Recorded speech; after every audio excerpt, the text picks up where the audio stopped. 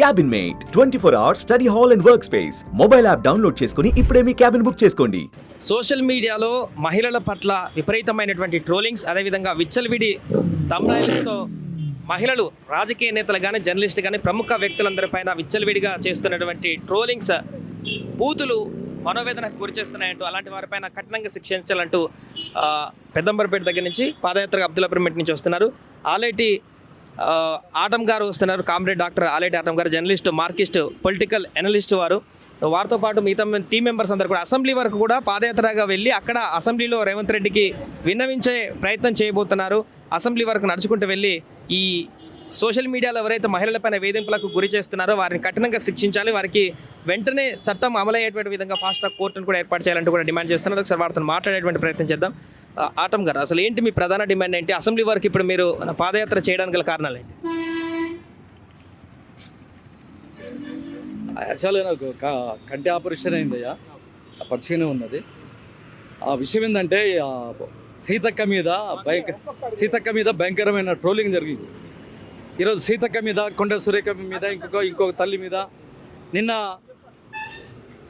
మా సుమన్ ఛానల్ నిరుపమ్మ బిడ్డ మీద, అంతకుముందు మహువా ఛానల్ రజని మీద, అంతకుముందు తులసి చంద్ మీద, ప్రొఫెసర్ నాగేశ్వరరావు గారి మీద, ఇట్లా చాలామంది నా మీద కూడా, మా ఛానల్ మీద మా మీద కూడా భయంకరమైన కామెంట్స్ పెడుతూ హరాస్మెంట్ చేస్తూ అరాచకాన్ని సృష్టిస్తూ ఉన్నారు. అయితే ఈరోజు సీతక్కని ట్రోల్ చేసిన వాళ్ళని అరెస్ట్ చేయడం కదా, అరెస్ట్ చేసిన అది మామూలు అయిపోతుంది. గొర్రకోసం కొట్టుకుపోతే బర్రె కూడా పోతుంది. ఈరోజు అరెస్ట్ చేస్తారు, రేపు మేము బెయిల్ తీసుకొచ్చాం. అది కాదు పరిస్థితి. చైనాలో జర్నలిజం మొత్తం ప్రభుత్వ ఆధీనంలో ఉంటుంది. ఎవరైనా మహిళల పట్ల, ప్రజల పట్ల, కష్టజీవుల పట్ల, అభాగ్యుల పట్ల, అనాథుల పట్ల ట్రోలింగ్ చేస్తే అసలు వాళ్ళు కాని పేరు తీసి పడేస్తారు. మేమేమంటున్నామంటే ఈ సెక్షన్ని సజ్జనార్ గారిని తీసుకురావాలా. ఈ సజ్జనార్ గారిని తీసుకొచ్చి ఆడోళ్ళకి బాసటని గతంలో ఉన్నాడు, ఇప్పుడు కూడా ఉండాలి. ఫాస్ట్ ట్రాక్ కోర్టు పెట్టి సజ్జనార్ కేసు పెట్టాలి, వాళ్ళని అడ్రస్ లేకుండా కలంతించాలి. అట్లా భయం ప్రధానంగా. అంటే సోషల్ మీడియాలో అందరూ సోషల్ మీడియా వాడుతున్నారు. కొంతమంది జర్నలిస్ట్ అంటూ వాడుతున్నారు, కొంతమంది జర్నలిస్ట్ కాకపోయినా వాడుతున్నారు. చాలామంది ఈ అంటే టైటిల్స్ వాడటం వల్ల వచ్చినటువంటి ఇబ్బంది ఇది మహిళలపైన చేస్తున్నటువంటి.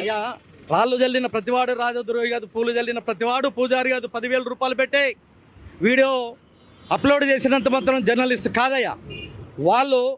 వాళ్ళు వ్యూవర్స్ కోసం, వాళ్ళు సబ్స్క్రైబర్స్ కోసం, వాళ్ళు డాలర్ల కోసం ఏం చేస్తారంటే బర్రి తెగించి బూతు మాటలతోటి స్త్రీల మీద అసలు వరుస వాయు లేకుండా మొత్తం సాంఘిక అరాచక శక్తులు మొత్తం ఎగపడ్డారు. ఇదంతా ఒక భాగం అయితే ఆ హిందూ ముస్లింల ఐక్యతోటి, మత సామరస్యంతో భారతదేశం చల్లగా నిండుగా మెండుగా అభివృద్ధి చెందుతుంది. ఈ దేశంలో మతోన్మాద గాడ్సే టెర్రరిస్టులు మొత్తం ఈరోజు సోషల్ మీడియాను మొత్తం ఆక్రమించేసుకొని మత ఘర్షణలు రగిలించడానికి మొత్తం గొర్రెలను ఒకవైపు, స్వామి అయ్యప్ప భక్తులను బర్రెలను కూడా ఒకవైపు, ఇట్లా మత ఘర్షణల పేరుతోటి వాడు ఏ మతస్థుడైనా మత ఉన్మాదంతో చట్టబద్ధత కాకుండా మొత్తం అరాచకాన్ని సృష్టిస్తాను. కనుక జర్నలిజం అనే దానికి ఒక డెఫినేషన్ ఉండాలి. ప్రభుత్వం, రేవంత్ రెడ్డి గారు చెప్పినట్లు ప్రభుత్వము జర్నలిస్ట్ సంఘాలంతా కూర్చొని ఒక సమగ్రమైన ఒక కమిషన్ ఏర్పాటు చేసి అసలు చట్టబద్ధతంగా మత సామరస్యాన్ని పురిగొల్పే రీతులు, మత విద్వేషాలు రగలగొచ్చకుండా అట్లాంటి ఏరివేసి కఠినంగా చట్టం వెంటనే తీయాలని ఈరోజు మేము పాదయాత్ర చేయడానికి ప్రధానమైన కారణం. ఇప్పుడు రేవంత్ రెడ్డి గారిని మీరు ప్రధాన డిమాండ్ అంటే అక్కడికి వెళ్ళి కలిసేటువంటి ప్రయత్నం చేస్తారా? అసెంబ్లీకి వెళ్ళిన తర్వాత వారికి మీరు ప్రధానంగా చెప్పేటువంటి డిమాండ్ ఏంటి? ఇదే సీతక్క ట్రోలింగ్ చేసిన వాళ్ళు ఎవరైతే ఉన్నారో ఫాస్ట్ ట్రాక్ కోర్టు ద్వారా వాళ్ళకి శిక్షించాలని నెంబర్ 1.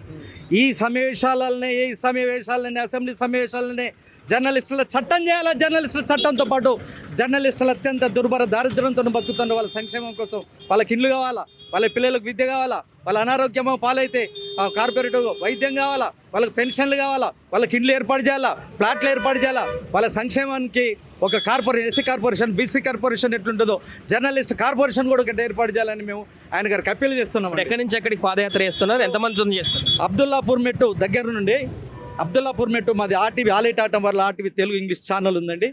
మా స్టూడియో దగ్గర నుండి అసెంబ్లీ దాకా మేము నడుస్తున్నాం. ఇప్పుడు ప్రస్తుతం 30-40 మంది దాకా మా దగ్గర ఫాలోవర్స్ ఉన్నారు, వస్తూనే ఉన్నారు. మధ్యలో ఇతర పార్టీల వాళ్ళు, కాంగ్రెస్ పార్టీ వాళ్ళు, అక్కడ రేఖ మహేందర్ గౌడ్ వారి కుటుంబము, అక్కడ అబ్దుల్లాపూర్ మెట్టులోని అక్కడ రాజకీయ నాయకులు మాకు అక్కడ స్వాగతించి ఆతిథ్యం ఇచ్చిండ్రు. ఇప్పుడు మా కామ్రేడ్ ఈమె గారు తెలంగాణ యాదవ హక్కుల పోరాట సమితి ఆ వ్యవస్థాపక అధ్యక్షులు గారు ప్రొద్దుండి ఈ తల్లి మాకు వెన్నంటే ఉంటూ ఈ సక్సెస్ఫుల్ నడవడానికి ఈమె కూడా గొప్ప సహకారం తీసుకుంటుంది. ఇంకా ముందున్నారు మిగతా రాజకీయ పార్టీలు, ఇతర పార్టీలు, ప్రజా సంఘాలు, స్వచ్ఛంద సంస్థలు కూడా మాకు మద్దతు పలుకుతుండ్రు. మీడియా వాళ్ళు కూడా మద్దతు పలుకుతుండ్రు. మీడియా మిత్రులారా, మేము చెప్పేది ఒక విషయం అండి, ఉన్న నలుగురమైన తులసి వనం లాగుందాం. గంజాయి మొక్కలు మొత్తం ఉన్నాయి, వీటిని మొత్తం ఏర్పడే వరకు మనం నిద్రపోద్దండి. నా ప్రాణం పోయినా పర్వాలేదు, అసెంబ్లీ దగ్గరికి పోయిన తర్వాత అక్కడ పిలుపు వెంటనే స్పందించకపోతే నేను రేపు ఎల్లుండి కానీ ఇది అయిపోయిన తర్వాత వెంటనే నిరాహార దీక్షలో కూర్చుంటా. జర్నలిస్టుల హక్కులను కాపాడే వరకు, ఫేక్ జర్నలిస్ట్ అయ్యే వరకు నిద్రపోయే సవాలే లేదు. అదే ప్రస్తుతానికి ఆల్రెడీ ఆటం గారు చెప్తున్నటువంటి పరిస్థితి. అబ్దుల్లాపురం మెట్ నుంచి అసెంబ్లీ వరకు పాదయాత్రగా వెళ్తున్నారు. మహిళల పైన నెలకొంటున్నటువంటి ఈ సోషల్ మీడియాలో హరాస్మెంట్లకు వెంటనే ప్రభుత్వం స్పందించి ఇప్పుడే అసలు జర్నలిస్ట్ ఎవరు, నకిలీ జర్నలిస్టులను గుర్తించి పూర్తిగా దీనికి సంబంధించిన చట్టం అయితే రూపొందించాలంటూ కూడా వారు డిమాండ్ చేస్తున్నారు. సుమన్ టీవీలో మీ పర్సనల్ అండ్ బిజినెస్ ప్రమోషన్స్ కోసం కింది నెంబర్కి కాంటాక్ట్ చేయండి.